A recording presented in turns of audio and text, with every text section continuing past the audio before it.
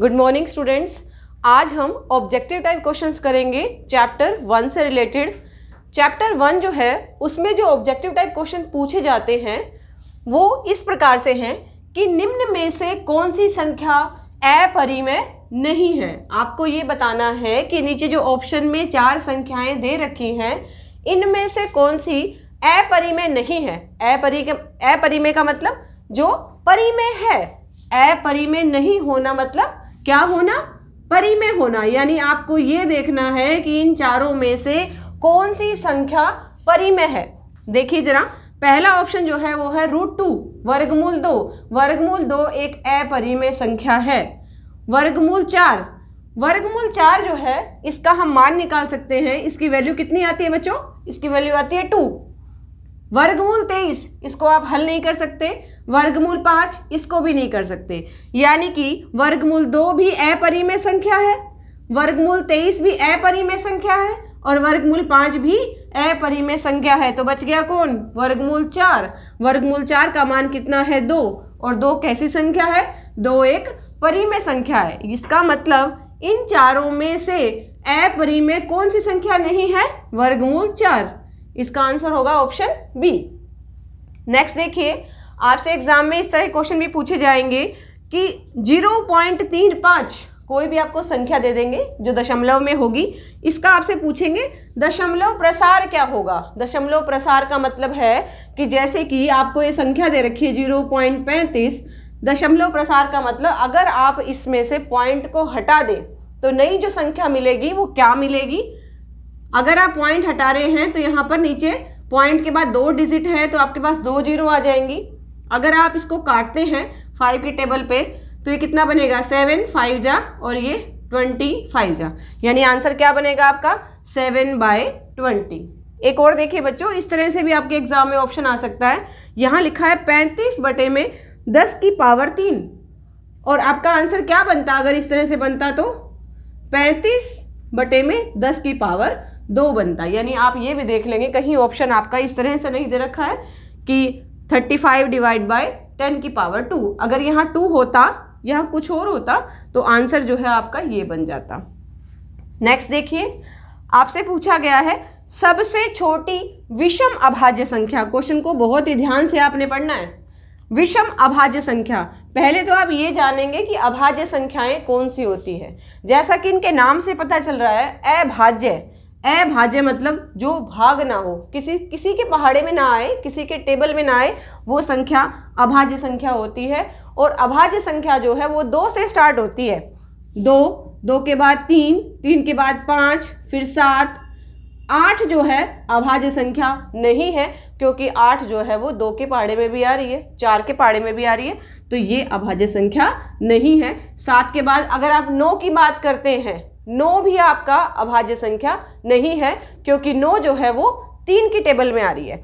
इसलिए आप यहाँ पर 10 भी नहीं कहेंगे। फिर उसके बाद आता है 11, ठीक है बच्चों, फिर 13। इस तरह से ये सीरीज जो है चलती रहती है। आपसे ये पूछा गया है कि सबसे छोटी विषम अभाज्य संख्या। सबसे छोटी अभाज्य संख्या तो हमारी 2 है, लेकिन इसने एक वर्ड दिया यहाँ पर विषम। विषम का मतलब जो ओड हो, यानी कि जो 2 के पहाड़े में ना आए। इसका मतलब सबसे छोटी कौन हो गई? 2 से तो बड़ी है लेकिन विषम सबसे छोटी यही है, 3। तो इसका आंसर आपका क्या आएगा? 3। अगर आपसे ये क्वेश्चन ऐसे पूछता कि सबसे छोटी अभाज्य संख्या, तो आप आंसर क्या लिखते हैं यहाँ पर? 2। और ये पूछता सबसे छोटी सम अभाज्य संख्या, सम संख्या मतलब जो 2 के पहाड़े में आए, तो सबसे छोटी सम संख्या भी आपके पास 2 ही है। आपको ये भी पता होना चाहिए कि सभी अभाज्य संख्याओं में कोई भी 2 को छोड़कर और कोई भी संख्या सम नहीं है। 2 ही ऐसी संख्या है जो सम भी है और अभाज्य भी है। नेक्स्ट देखिए बच्चों, नेक्स्ट क्वेश्चन है 2 अभाज्य संख्याओं का HCF क्या होगा। अगर 2 संख्याएं अभाज्य हो गई यानी वो किसी की टेबल में ही नहीं आती। और HCF आपको क्या बताता है? HCF आपको देता है highest common factor. Highest common factor का मतलब ऐसी संख्या जो दोनों को ही काट दे। तो अभाज्य संख्याओं में तो 3 और 5 इनमें कुछ भी कॉमन नहीं है। 5 और 7 किसी भी अभाज्य संख्या में आपस में कुछ भी कॉमन नहीं होता। जिसमें कॉमन ही नहीं होगा उसमें HCF क्या होगा, उसमें HCF होगा 1। इसका मतलब अगर आपसे पूछा जाए कि अभाज्य संख्याओं का HCF क्या होगा, किन्हीं भी 2 अभाज्य संख्याएं या 3 अभाज्य संख्याएं, अभाज्य संख्याओं का HCF जो है वो 1 होता है। ठीक है स्टूडेंट्स। नेक्स्ट देखिए स्टूडेंट्स, नेक्स्ट क्वेश्चन जो है वो है 6 और 72 का HCF क्या होगा। देखिए फर्स्ट चैप्टर में आपको बहुत से ऐसे क्वेश्चंस मिलेंगे जिससे आपको HCF और LCM ये पूछा होगा, तो आप HCF निकालना अच्छे से सीखेंगे कि HCF निकालते कैसे हैं। अगर आपको 2 नंबर दे रखे हैं, जैसे हमें दे रखा है 6 और दूसरा दे रखा है 72, तो हम क्या करेंगे HCF के लिए, हम करेंगे इनके गुणनखंड। ठीक है स्टूडेंट्स, यहाँ देखो 2 के टेबल पे जाएगा, ये 3 आ जाएगा, 2 3 6 और ये आ गया 1। नेक्स्ट देखो 72, ये 2 के टेबल पे पहले हम करेंगे 36, फिर 2 से करेंगे 18, फिर 2 से करेंगे 9 और फिर ये 3 से डिवाइड होगा। तो आप यहाँ पर गुणनखंड जब कर रहे हैं तो 6 के गुणनखंड आपके पास आ चुके हैं 2 गुणा में 3, और 72 के आपके पास आ चुके हैं 2 गुणा 2 गुणा 2 गुणा 3 गुणा 3, 2 गुणा 2 गुणा 2 गुणा 3 गुणा में 3। HCF का मतलब मैंने आपको पहले भी बताया था, C का मतलब होता है कॉमन और F का मतलब फैक्टर, यानी आपको कॉमन नंबर देखना है दोनों नंबर में से। देखिए यहाँ पर 2 है, इधर भी 2 तो यहाँ बहुत सारे हैं, लेकिन हमें तो कॉमन देखना है ना। तो कॉमन कौन है, एक ही है कॉमन, तो ये 2 और ये 2 ये बन के एक पेयर बनाएगा। तो HCF इनका क्या आ जाएगा बच्चों, HCF आ जाएगा इसका 2। नेक्स्ट देखिए अब 3 भी है इसमें, तो 3 का भी पेयर बनेगा। अगर इसमें 3 नहीं होता तो इसका HCF 2 आ जाता, लेकिन इसमें 3 भी है तो कॉमन क्या बन गया आपका 2 मल्टीप्लाई बाय 3, और वो कितना आ गया 6 आ गया। यानी इसका HCF कितना हो गया, इसका HCF हो गया हमारे पास 6। ठीक है, जब भी आपको किन्हीं भी 2 नंबर का HCF निकालना होगा तो आप उन दोनों नंबर के फैक्टर बनाएंगे। फैक्टर बनाने के बाद आप जोड़े बनाएंगे, पेयर बनाएंगे कॉमन नंबर्स के। जितने भी आपके जोड़े बनेंगे उन सब से आपने एक एक नंबर उठाना है। जैसे 2 का एक जोड़ा बना, उससे आपने 1 2 ले लिया, एक 3 का बना, वहां से 1 3 ले लिया, उन दोनों को मल्टीप्लाई करवाएंगे तो आपको क्या मिल जाएगा, HCF मिल जाएगा। नेक्स्ट देखिए 6, 12 और 72 का LCM क्या होगा। LCM निकालने के 2 तरीके हैं। एक तरीका तो वो जो हमने इन जनरल छोटी क्लासेस में भी पढ़ा है, LCM निकालने के लिए जो हम मेथड यूज करते हैं। दूसरा मेथड है अगर आप फैक्टर मेथड से ही LCM निकालना चाहते हैं तो। देखिए फैक्टर मेथड से LCM निकालने का तरीका है, पहले आप 6 के गुणनखंड करेंगे, जैसे हमने यहाँ पर कर लिए हैं 6 के 2 और 3 बनते हैं, ऐसे ही 12 के करेंगे और ऐसे ही 72 के करेंगे। 72 के हमने पहले ही कर रखे हैं, हम यहाँ पर 12 के और कर लेते हैं। 12 के क्या बनेंगे 2 6 2 3 और ये 1। अब देखिए 6 के अब हम इनको किस में लिख लेंगे, पावर की फॉर्म में लिख लेंगे, यानी घात के रूप में लिख लेंगे।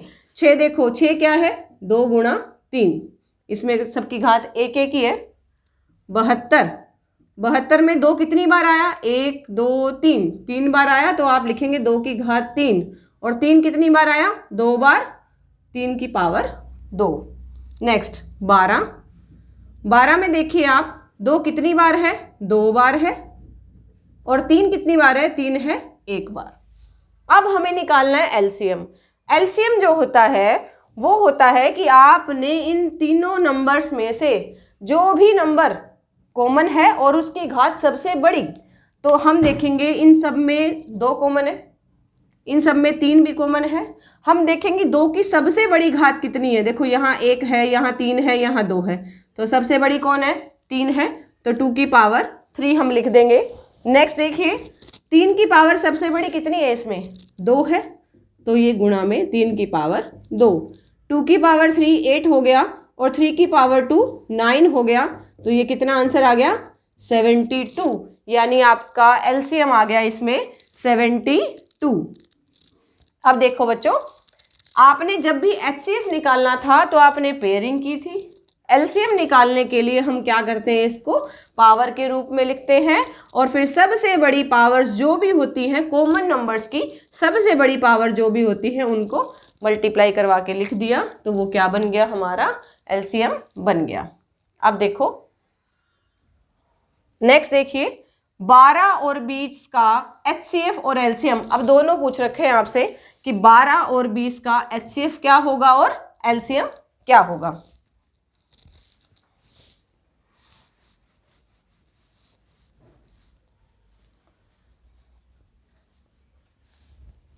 बारह के हमने गुणनखंड यहां पर कर रखे हैं, अब हमें किसके करने हैं, 20 के। 20 के गुणनखंड क्या बनेंगे, 2, 10, 2, 5 और ये 5, 1, यानी 12 के गुणनखंड हो गए 2 गुणा 2 गुणा में 3 और 20 के हो गए 2 गुणा में 2 गुणा में 5। जब भी आपको एचसीएफ निकालना होगा तो वही हम कॉमन फैक्टर देखेंगे। इसके कॉमन फैक्टर कौन कौन है, ये देखिए एक पेयर यहाँ से बना, दूसरा यहाँ 2 है, यहाँ भी 2 है, एक पेयर और बन गया। अब 3 देखिए, 3 इसमें भी नहीं है और इसमें भी नहीं है, मतलब इसमें तो 3 है लेकिन इसमें 3 नहीं है, इसमें 5 है इसमें 5 नहीं है, यानी 3 और 5 के पेयर नहीं बनेंगे। ये आपके अकेले ही नंबर है तो इनको हम एचसीएफ में नहीं लेंगे। तो इन दोनों पेयर से आपने एक एक 2 उठा लिया तो आंसर कितना आ गया, 4। अब आप देखिए आपके पहले ऑप्शन में भी 4 है, सेकंड में भी 4 है, थर्ड में भी 4 है, फोर्थ में भी 4 है। इसका मतलब तो आंसर चारों में से कोई भी हो सकता है। अब आपको क्या चेक करना है, आपको चेक करना है एलसीएम। एलसीएम के लिए मैंने आपको बताया था कि इसको आप पेयर के फॉर्म में लिख लीजिए, तो ये क्या बनेगा, 2 की पावर 2, 3 की पावर 1। नेक्स्ट देखिए ये 2 की पावर 2 और ये 5 की पावर 1। तो 2 की सबसे बड़ी पावर कितनी है इसमें, 2 की सबसे बड़ी पावर 2 ही है तो वो हमने लिख ली। 3 की सबसे बड़ी पावर कितनी है, 1 है, वो लिख ली। 5 की सबसे बड़ी पावर 1 है, यानी जितने भी नंबर होंगे उनकी सबसे बड़ी पावर आपको लिखनी है। तो ये कितने बन गया, 4 और ये 3 और ये 5, ये आंसर आ गया 60। 4 3 जा 12, 12 5 जा 60, यानी आपका आंसर हो गया 4 और 60। ये आपका एचसीएफ है और ये आपका एलसीएम है। नेक्स्ट देखिए स्टूडेंट्स, अब आपको इस तरह से 2 नंबर दे रखे होंगे और उनका एचसीएफ दे रखा है और आपको उन्हीं दोनों नंबर का एलसीएम पूछा है। जब भी आपको इस तरह से 2 नंबर दे रखे हो, उनका एलसीएम दे रखा हो और एचसीएफ पूछ रखा हो, या फिर एलसीएम दे रखा है एचसीएफ पूछ रखा है, तो हम एक फॉर्मूला यहाँ पर लगाएंगे जो बार बार यूज होगा इस तरह के क्वेश्चंस में। देखिए स्टूडेंट्स,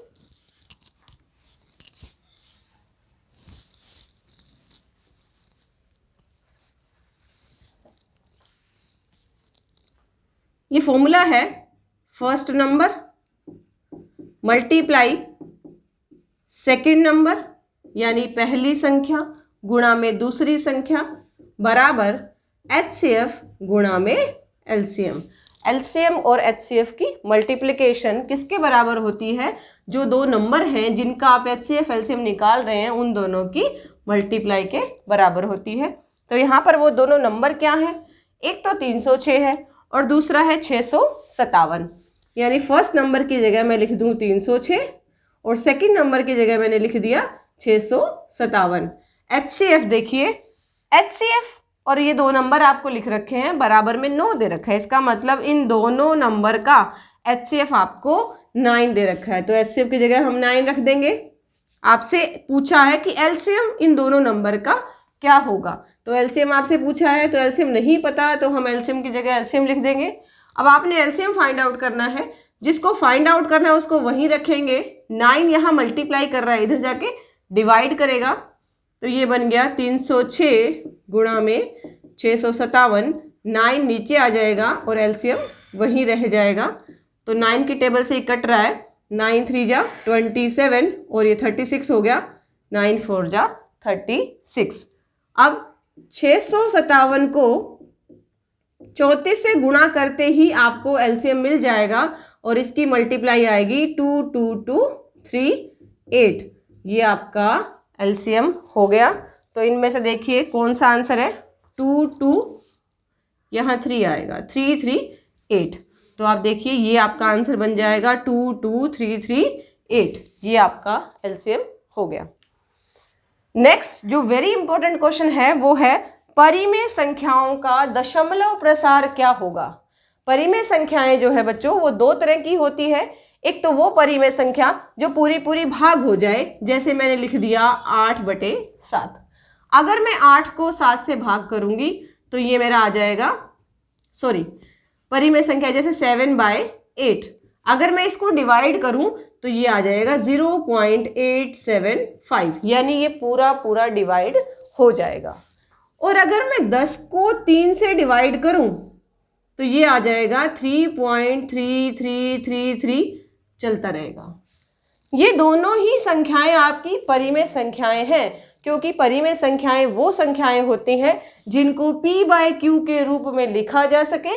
क्यों आपका 0 नहीं होना चाहिए, नीचे वाला नंबर 0 नहीं होना चाहिए, और दोनों नंबर का HCF जो है वो 1 होना चाहिए, यानी दोनों संख्याएं ऐसी होनी चाहिए कि वो कटे नहीं आगे। अब देखिए 7 और 8 में कुछ भी नहीं कट रहा है। 7 को मैंने 8 से डिवाइड किया, ये ऐसे आ गया, पूरा पूरा डिवाइड हो गया। 10 और 3, देखिए ये भी p/q के रूप में ही है, नीचे वाला नंबर 0 भी नहीं है। अगर आपने 10 को 3 से डिवाइड किया तो आपके इस तरह से नंबर आते हैं, 3.3333 चलता रहता है। इसका मतलब परिमेय संख्याएं दो तरह की हो गई। एक तो वो जो पूरी तरह खत्म हो जाती हैं, जो पूरी तरह खत्म हो जाने का मतलब उनका नाम हो गया शांत परिमेय संख्या। नेक्स्ट देखिए, ऐसी संख्या जो बार बार वही नंबर आ रहा है तो ऐसी संख्या को बोलते हैं हम आवर्ती। आवर्ती का मतलब वो संख्या जो है खत्म नहीं हो रही है और अशांत भी है। अशांत मतलब खत्म नहीं हो रही है और आवर्ती मतलब रिपीट हो रही है। ओके, अब इसका मतलब हमसे जब भी ये पूछा जाएगा कि परिमेय संख्याओं का दशमलव प्रसार किस किस रूप में हो सकता है, तो ये दो प्रकार से हो सकता है, एक तो शांत और एक अशांत आवर्ती। ठीक है स्टूडेंट्स, अब आपको हमने ये बता दिया कि HCF कैसे निकालते हैं, LCM कैसे निकालते हैं। दो संख्याएं अगर आपको दे रखी है, उनमें से एक LCM दे रखा है, HCF निकालना है, या फिर HCF दे रखा है, LCM निकालना है, उसके लिए ये फॉर्मूला हम लगाएंगे। ये बहुत ही इंपॉर्टेंट पार्ट है आपके फर्स्ट चैप्टर का, इसको बहुत ही ध्यान से करना है। और ये सारे 8 के 8 question very very important question है। Thank you students.